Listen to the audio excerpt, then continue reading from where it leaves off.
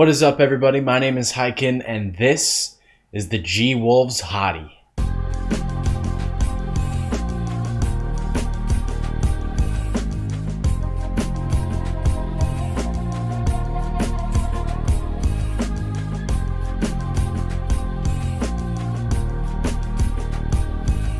Really quick before we start, please do remember to like and subscribe if you enjoyed the video. It really does help me out. Also consider turning on that notifications as well so you don't miss a single upload.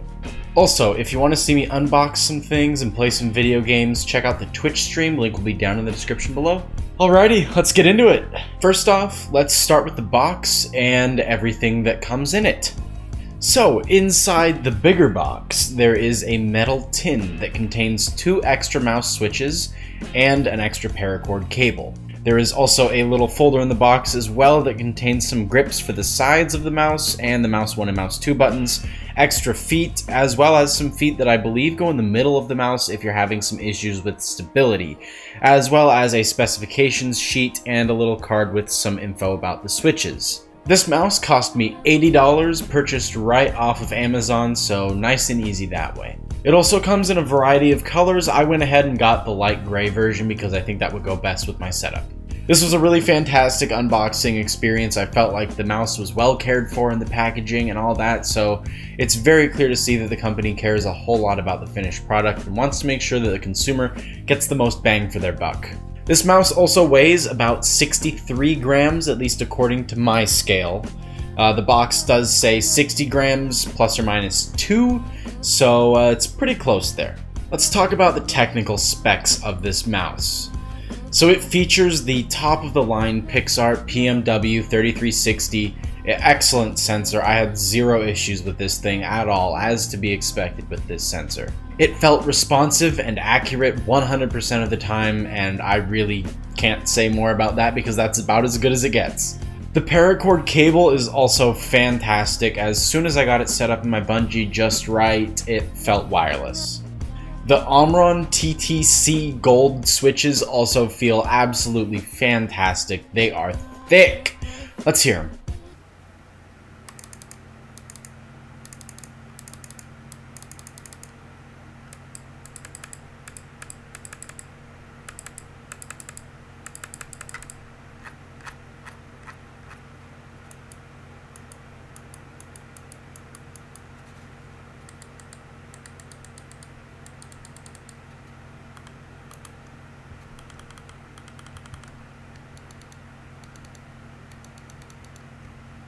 The thumb buttons also feel really great. I have to say these are probably the best thumb buttons that I've ever used on a mouse.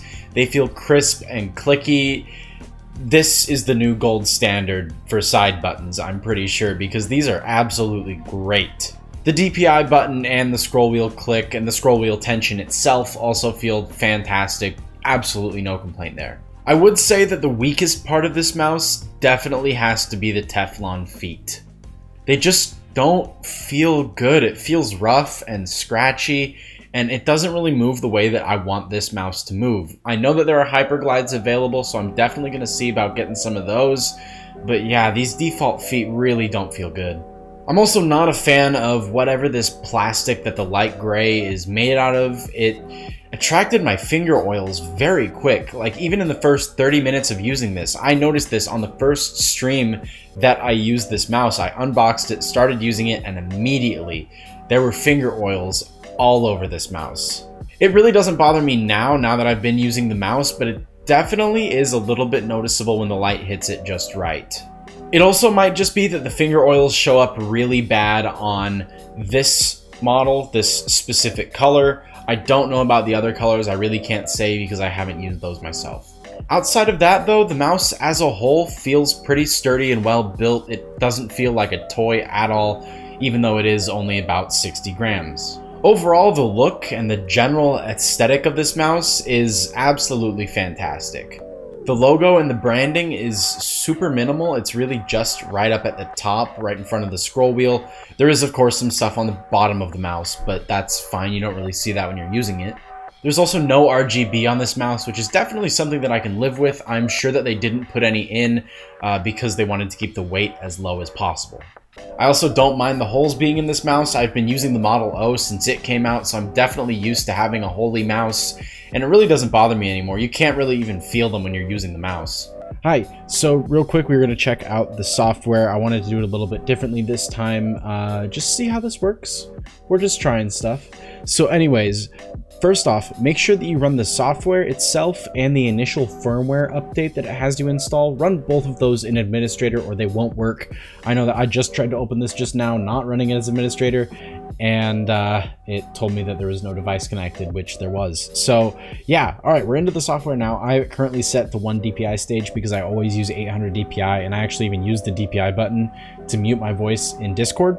So I have that set up. It lets you change that right here in the software. You can also go in, disable it, do a macro, a key combination, which is what this is, a 3-click, multimedia, DPI, all that good stuff. I currently just have my DPI set to 800 X and Y.